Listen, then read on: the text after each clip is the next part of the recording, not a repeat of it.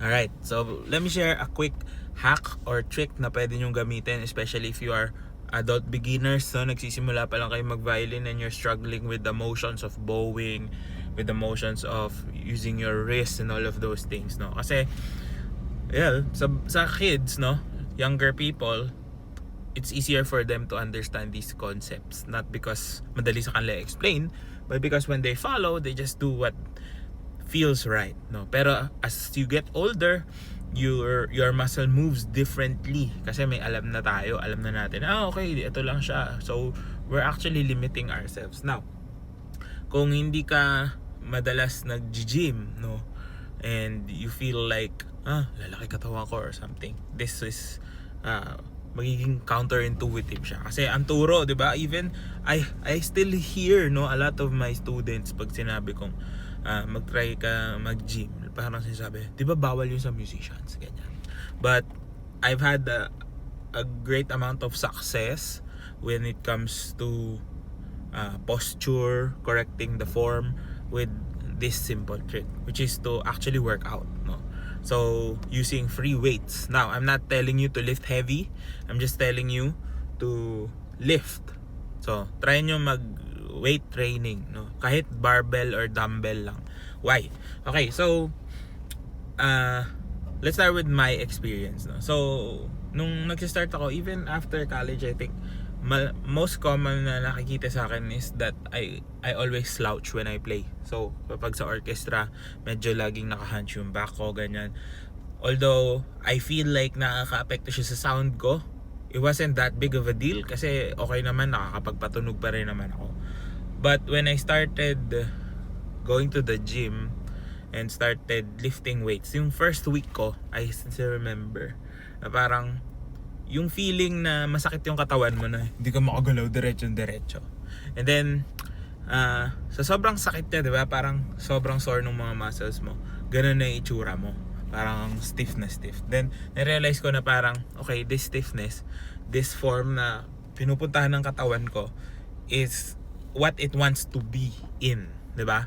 That's the posture I need to be in. And then doon ko na realize na oo nga, no. The more that I did it, no, the more na nagkaroon ako ng idea of how my muscles are moving. I can now directly control, yun nga yung sinasabi natin, yung range of motion on our previous videos. My fingers become more powerful, no? May strength na siya, may dexterity. But one thing I did was lift and practice, no? Hindi ko kinalimutan mag-practice kasi sabi nila, di ba, nakakatigas daw ng kamay, ganyan. It does if you don't work on the other muscle groups, kasi we need to work those muscle groups as well, di ba? We need to work the strong muscles in order for them to support your smaller muscles, the ones in your hands, the ones in your wrists, the ones in your arms, di ba? So I didn't start lifting heavy. Actually, parang nagsimula nga ako yung mga maliliit na dumbbells lang, di ba? That would be a good starting point. And again, it's not about the weight, it's about the form and what they call the mind-muscle connection. Bakit importante yun? And why does it work? Is I think kasi, you know, our brain sends impulses when we lift heavy na, itong muscle na to yung gagalawin natin, no? Itong muscle na to yung i-activate so that it moves. So it's the same thing when you're playing the violin. Now, because the bow is too light, the violin might be light as well, especially kung naka-shoulder pad ka, halos di mo naman yan mabubuhat, di ba? Hindi nagre-register yung impulse doon. But you actively have to send that message to your body na parang okay, kailangan mong buhat ito or kailangan mong igalaw to at a certain angle, at a certain motion. So it targets the same groups of muscles and it activates them and gives you that idea na you're in control. Kasi yun yung napapansin ko, especially sa mga adult beginners, is that they're not well coordinated. And with proper training, with proper motion, use of the proper range of motion of your body and the impulses coming from the weight that you are trying to lift, natulungan niya i-coordinate yung katawan mo. Parang ganun yung nangyayari.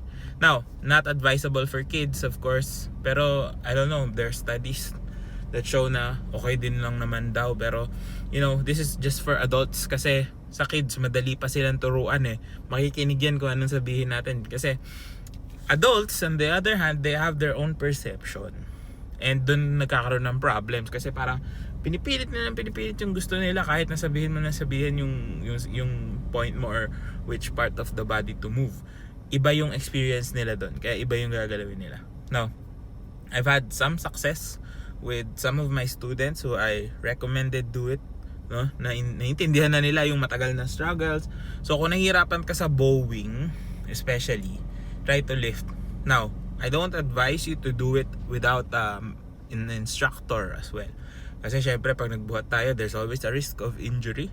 So make sure you get an instructor na alam mo yung ginagawa nila. And one tip I could give is never swing the weight. Ayan. Kasi once you start swinging, wala nang coordination sa muscle groups na kailangan nating i-activate.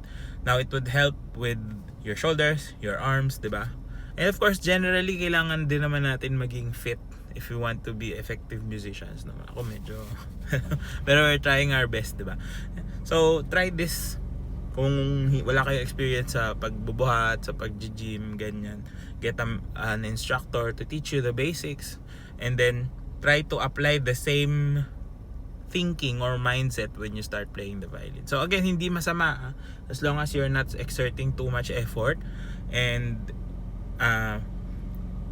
hindi ganun kabigat yung binubuhat nyo. Walang masama sa pag-gym. Kasi yung common misconceptions before was like, huwag ka mag-gym kasi baka masira yung kamay mo. But we've seen like athletes, professional athletes, bodybuilders na nag-violin, martial artists na nag-violin, boxers, MMA, 'di ba? Lahat ng sport may mga musicians din na full-time musicians, they also do those types of things. So, I don't think it's bad as long as you know what you're doing and you're very cautious and iingatan mo lagi yung sarili mo sa lahat ng ginagawa mo.